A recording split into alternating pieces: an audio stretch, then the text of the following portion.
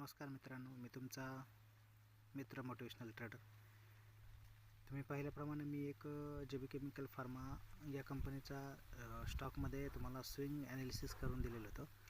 त्यामध्ये आपण पाहिलं असेल की 1840 वरती ज्यावेळेस आपण एंट्री घेतली, त्याच्यानंतर हा जो स्टॉक आहे ऑलमोस्ट 1:1 पर्यंत टच झालेला आहे. आपण आता फक्त वेट करतोय की 1:2चं टार्गेट मिळण्यासाठी. ओके, सो याचं 1:2 टार्गेट मिळण्यासाठी थोडासा वेळ का होते, कारण की मार्केट हे सध्याला डाऊन ट्रेंडमध्ये आहे.